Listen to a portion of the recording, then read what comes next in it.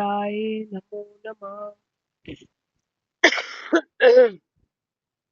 ओम श्री गणेशाय नमः, श्री सीताराम नमः, श्री राधे श्याम नमः, उमापति महादेव की जय, श्री गुरुवे नमः, श्री हनुमते यहाँ विराजिए, सब संतन की जय, सब भक्तन की जय। जय जय सीताराम, जय जय राधे श्याम, श्री हरिवंश, श्री हरिवंश, श्री हरिवंश।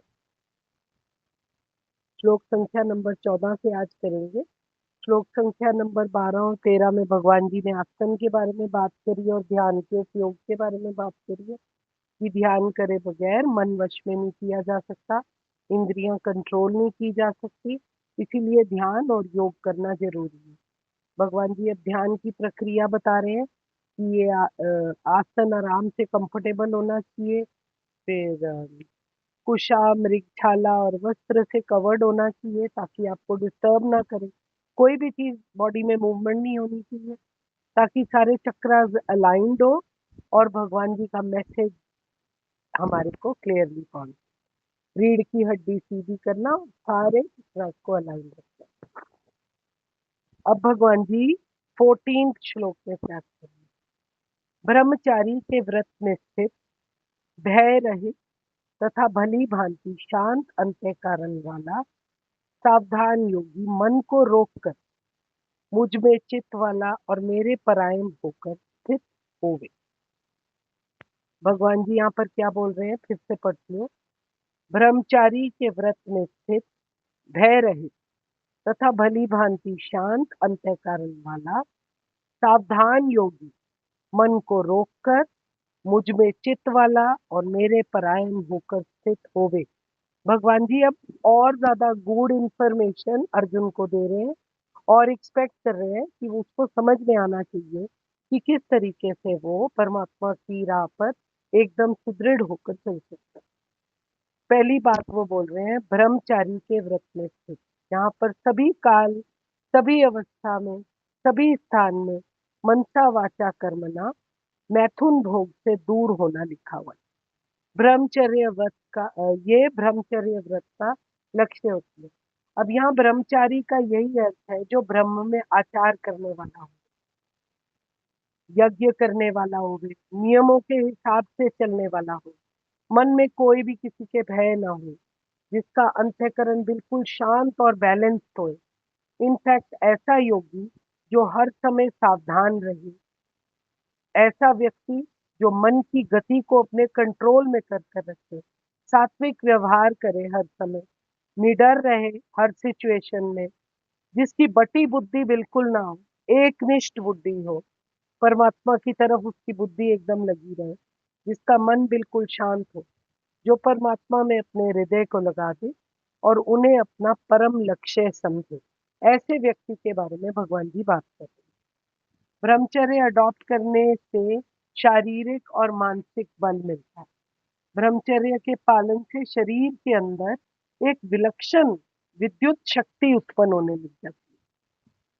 उसका तेज इतना स्ट्रॉन्ग और इतना शक्तिशाली होता है कि उसके कारण प्राण और मन की गति एकदम स्थिर की जा सकती है। इसीलिए भगवान जी ब्रह्मचर्य के बारे में बोल रहे हैं, कह रहे अपनी एनर्जी इधर उधर वेस्ट किए बिना अपनी सारी एनर्जी ध्यान में लगाकर ब्रह्मचर्य व्रत का पालन करते हुए मेरी तरफ हो। अब कोई पूछने लग जाए कि भाई गृहस्थ में तो ब्रह्मचर्य का व्रत हो नहीं सकता, फिर क्या करना चाहिए। भगवान जी कह रहे हैं कि विवाह होने पर भी अपनी पत्नी के साथ संयम पूर्ण नियमित जीवन बिताने को भी ब्रह्मचर्य कहा जाता है। विवाह होने पर भी अपनी पत्नी के साथ संयम पूर्ण नियमित जीवन को बिताने को भी ब्रह्मचर्य कहते हैं। ध्यान योग बहुत शीघ्र लग सकता है और बड़ी सुविधा के साथ उसमें सफलता मिल सकती है अगर हम अपने ब्रह्मचर्य को फॉलो करें। कुछ रूल्स होते हैं जैसे ब्रह्मचारी में जो हमारे वेद वेदांत में लिखे हुए हैं। सबसे पहला रूल्स होता है बिल्कुल सिंपल लिविंग। कोई परफ्यूम नहीं लगाना, फूलों के हार नहीं पहनना, गहने नहीं पहनना, फजूल में नाचना गाना बजाना नहीं, जूते नहीं पहनना, पलंग पर नहीं सोना, जुआ नहीं खेलना, पराई स्त्री को नहीं देखना, स्त्री संबंध की चर्चा भी नहीं करनी, सादा भोजन खाना हर समय, कोमल वस्त्र नहीं पहनना मतलब अपने आप को थोड़ा तप करते रहना, और फिर किसी से विवाद ना करना, किसी की निंदा ना करना, ऐसे बहुत लोभ को बिल्कुल त्याग देना, ये सारे ब्रह्मचर्य के व्रत हैं। सिर्फ एक ही चीज ब्रह्मचारी के व्रत के बारे में वो नहीं बोल रहे, वो बोल रहे हैं अपने पूरे व्यवहार के अंदर हमको ब्रह्मचर्य को फॉलो करना चाहिए, जिसमें वीर्य संरक्षण बहुत आवश्यक है। इसीलिए वो बोलते हैं कि इसको अगर अडॉप्ट करते हैं तो हमारे को मानसिक और शारीरिक दोनों बल प्राप्त हो सकते हैं। अब परमात्मा तो हर जगह है, हर जगह फैले हुए हैं, और जो ध्यान योगी है वो परमात्मा का ध्यान करके उन्हें देखना चाहता है, पर उसको कई बारी ऐसे होता है किसी सिचुएशन में भय और डर की वजह से उसका ध्यान बट जाता है। इसलिए भगवान जी कह रहे हैं कि ध्यान करते समय हर वक्त साधक को निर्भय रहना चाहिए। मन में जरा सा भी अगर भय होगा तो वो एकांत और निर्जन स्थान में बैठ नहीं सकेगा, उसके चित्त में कहीं ना कोई छोटा सा विक्षेप आ जाएगा। साधक को मन में दृढ़ संकल्प करके बैठना चाहिए कि केवल परमात्मा ही सर्वशक्तिमान है और वो ही सर्वव्यापी है, वो ही है।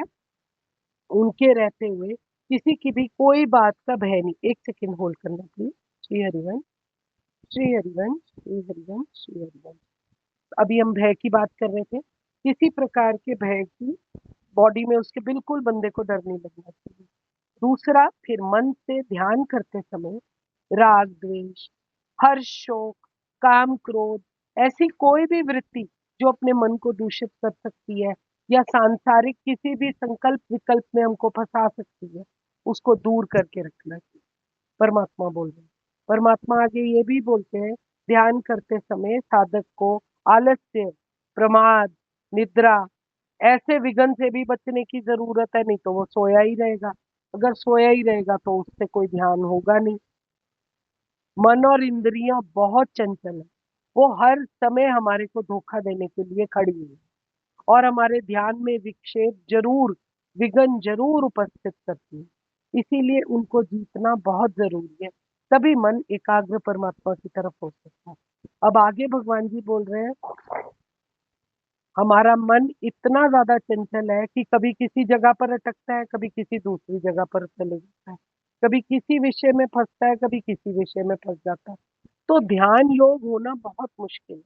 इसलिए ध्यान करते समय मन को हमको कछुए की तरह बाह्य वस्तुओं और विषयों से हटाकर उसको एक लक्ष्य पर अटकाना है, और वो लक्ष्य क्या है? परमात्मा में तन्मय होना। इससे ध्यान हमारा परिपूर्ण हो सकता है। अब आगे भगवान जी क्या कहते हैं, अपने चित्त को मुझ में लगा दे, सब कुछ मुझे दे दे, मुझसे प्रेम कर और कुछ मत कर।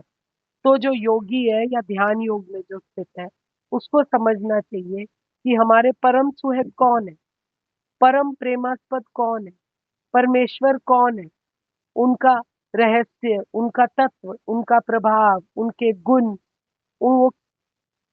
उनके अंदर फोकस करके जगत में जो उसका प्रेम बसा हुआ है उसको हटाकर अनन्य भाव से अपने चित्त को परमात्मा के योग में और ध्यान करने में लगा दे, ताकि हर समय वो परमात्मा के बारे में सोचे। भगवान जी ही परम गति, परम ध्येय और परम आश्रय हैं। वो हमारे परम महेश्वर हैं। उनको प्रेमास्पद मानकर परमात्मा के आश्रित रहना जरूरी है, तभी हमारा ध्यान योग कामयाब हो सकता है। परमात्मा कहते हैं, मुझे ही अपना परम रक्षक, परम सहायक, परम स्वामी, परम प्राण, परम जीवन, परम सर्वस्व मानकर मेरे प्रत्येक विधान में, हर समय, हर सिचुएशन में परम संतुष्ट रहना चाहिए। यही होता है परमात्मा के परायण होना। और ये भगवान जी कह रहे हैं ध्यान योग के लिए अत्यंत आवश्यक है। निर्गुण ब्रह्म, अभेद भाव से ध्यान की बात नहीं की जा सकती निर्गुण ब्रह्म के थ्रू। इसीलिए उपासक को अपनी कंफर्ट लेवल को देखते हुए सगुण हो या निर्गुण हो, दोनों रीति में से किसी एक को चूज कर लेना चाहिए। अब हर एक जने के मन में अलग अलग अनुभूति होती है। कोई परमात्मा को श्री कृष्ण रूप में समझता है, कोई परमात्मा को किसी और रूप के अंदर समझता है ना। भगवान के गुण, प्रभाव, तत्व और रहस्य को समझकर मनुष्य अपनी रुचि के हिसाब से, अपने स्वभाव के हिसाब से उनके रूप में अपना मन लगाता है। क्योंकि पर एक बात सोचने वाली है कि परमात्मा है तो एक ही, चाहे रूप कितने सारे भी हों, उनके एक रूप को हमको सुदृढ़ करके चलना चाहिए अपने माइंड में। चाहे वो गौरी शंकर का ध्यान हो, चाहे वो भगवान विष्णु का ध्यान हो, चाहे नारायण भगवान का ध्यान हो, चाहे राम जी का स्वरूप, धनुषधारी राम जी, चाहे श्री कृष्ण लड्डू गोपाल जी, या चाहे महाभारत वाले श्री कृष्ण जो हमारे सामने खड़े हैं। ज्ञान मुद्रा में हमको ये सोचते हुए परमात्मा से अपने अंग को परमात्मा में लगाकर, अपने रंग को परमात्मा में रंग कर, ये समझना चाहिए कि वो सुंदरता की सीमा है। शांति और धीरता के साथ परमात्मा को ध्याना चाहिए और ध्यान योग में अपने आप को स्थित करना चाहिए। काफी लंबा था यार, इसीलिए यही विश्राम करते हैं। कृष्णाय वासुदेवाय हरे परमात्मने प्रणतः क्लेशनाशाय गोविंदाय नमो नमः। जय जय श्री हरिवंश, जय जय श्री हरिवंश, जय जय श्री हरिवंश। मैं आप सबके हृदय प्रेम प्रभु को नमस्कार करती हूँ। कोई भूल त्रुटि हो तो कृपया मुझे क्षमा कीजिएगा।